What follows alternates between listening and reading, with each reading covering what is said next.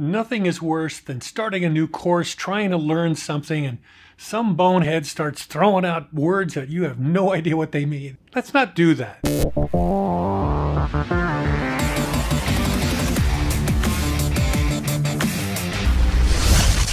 Words are so important for radio because that's pretty much all we have to work with, really. We speak. That's radio. It's the way it works. Words also, though, for this course become incredibly important because I'm going to be throwing words out at you, terms of radio, continually, and you're going to have to know what they are, hopefully, to be able to follow what I'm doing.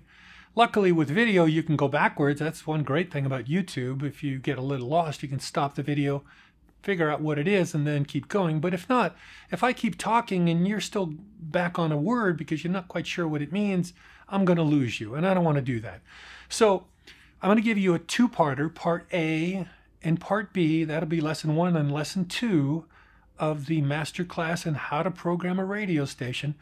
And these will be the terms that come up in radio over and over again. So if you look right here, I'm going to give you a time frame, and if you look and you say, oh, I know the jobs in radio, or I know the formats in radio, just skip past it. Just go to the next section. If you know them all, move on to Part B, Lesson 2. I'm not going to be offended. It's fine with me. Okay? All right, so here we go. These are the terms that you will hear over and over again during this course, and they are the terms of radio. I thought I'd start out the terms in an easy fashion, ones where you could just look at the screen and go, yeah, I pretty much know what that is. At least hopefully that's the case. That would be these. These are typical jobs that are in a radio station that are also in all other businesses in some form. Everybody has salespeople, everybody has accountants, some sort of engineering, IT, something along those lines. Other ones are a little different, MD for music director, but I think you already know what that is. If you look through, these are normal jobs that are in a normal radio station. You'll see them everywhere. And now there's another set of them. I think you can figure out what these are too. Creative departments, that's where the copywriting department will be writing promos, and they will be writing commercials, and then they'll send them over to the audio production area to actually get those things cut so they can be on the air. Webmaster, that's somebody who handles the website. Promotions is the marketing, essentially, and contests on the air. The one odd one here, which I would assume would need some sort of explanation, is traffic. This has nothing to do with cars, although a lot of stations do traffic.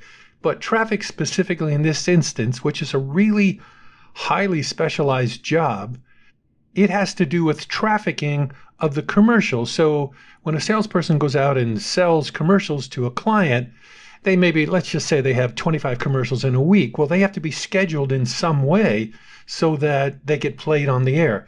The traffic department is the department that schedules the commercials, and that way the DJ, the jock on the air, is going to see them come up on the screen and go, oh, I need to play a Home Depot spot now, or whatever.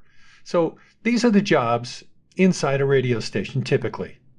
Now let's move to formats. I'm going to gloss over these a bit now because each station can be in a format and be radically different than another station in the same format. That is programming. But here's some main formats that you are likely familiar with. This batch probably needs some explaining. Generally, when you hear the word urban, it means a station that is mainly shooting for a black audience. Of course, they'll have white listeners too, but primarily their target is the black audience. It can be many different styles and formats within the word urban, but the target audience, it's black listeners. Then comes CHR. CHR means contemporary hit radio. I have no idea where that term came from. No one uses it in radio. They just say CHR. Basically, it's today's hits, the songs out now. Think top 40. The other version of CHR is rhythmic CHR, the urban version of CHR. Sometimes you hear it called churban. This might also be called an urban station, which is a little bit different. Dedicated urban stations are definitely different musically. We'll go into that later.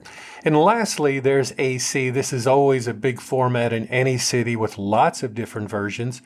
Mainstream AC, which is kind of like an adult version of CHR, but with more gold and less repeating of current songs. Sort of like sometimes it's called a chicken top 40. Then there's softer versions like soft rock, you've all heard that. More upbeat versions like hot AC.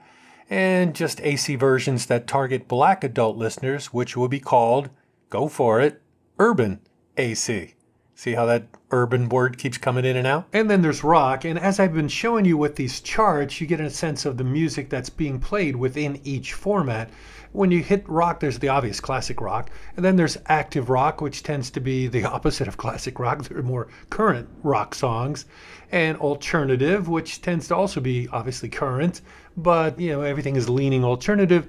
And then lastly, I don't even know if you would call this rock. I mean, it's singer-songwriter type stuff that's definitely not pop, like Springsteen acoustic album and things like that, AAA, and it looks like this. Okay, that's a look at the formats you can make depending on how you divide up and lay out your music when you're programming. These are the terms you're going to keep hearing me say over and over and over again as I describe to you how to do that.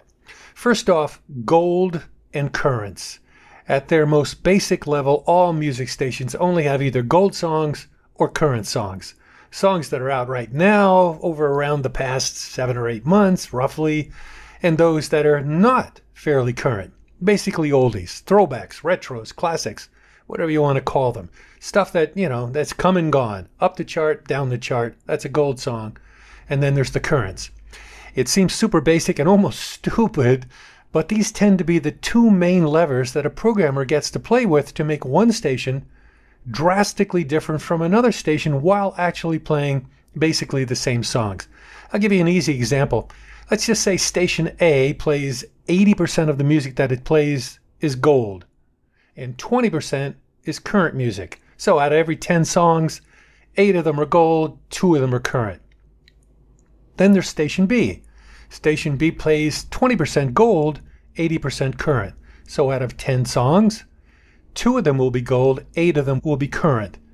A huge difference in sound, even if 100% of the songs each station played was exactly the same. Their entire universe, if you looked at all the songs, everyone is identical, but playing them different. The ratio of gold to current is different, so therefore they're going to sound dramatically different. Universe, that's all the songs, gold and current, that a station plays in a typical week. This will probably stun you if you're not in radio, but almost all stations have an entire universe of songs that is way less than what you think it is. You may be thinking in the thousands. Stations usually only play in the hundreds, and I'll explain why in upcoming lessons. It's a really important point. Playlist is sort of the same thing as universe, except that playlist will only refer to the non-gold songs, as I do this course, the songs that are fairly current. Okay, that'll be a playlist. A normal playlist is cut up into different categories. The reason for that is you want all the songs to play with the same frequency. They rotate differently. Super hit songs, the really strong ones, they tend to turn around fast. You hear them a lot. New and up and coming and unfamiliar songs will tend to rotate slower until they get familiar. Then it sort of speeds up and then slows back down again as they start coming down the chart. Adds, that'll be my term for those new and up and coming songs, because you're going to add them to the playlist. Kind of common sense. Recurrence, this is a weird staple of almost all music stations, regardless of format. Radio started doing this in the mid-70s. Before recurrence, stations used to start out playing a new song. Let's say it's the Beatles and Hey Jude. They would add it to the playlist and start playing it. It'd move up the charts and maybe become number 1. Let's say it stayed at number 1 or in the top 5 for a month.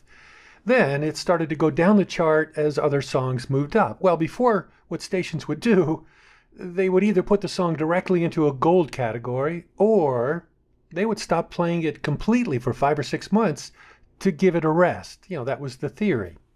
When recurrence came into the picture, this whole new category of songs started.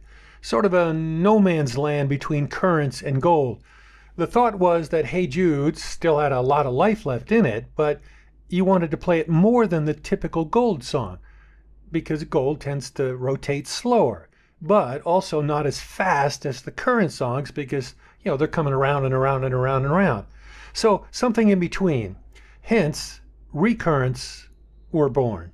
Lastly, scheduling system. Today, most stations program their music using computer scheduling software. The old days where a guy would do it, or a woman, or the jock on the air would do it. those are gone. So what you do is, as a programmer, you set them up with rules, and the computer will schedule 24 hours of music for you, and usually do a pretty good job of it.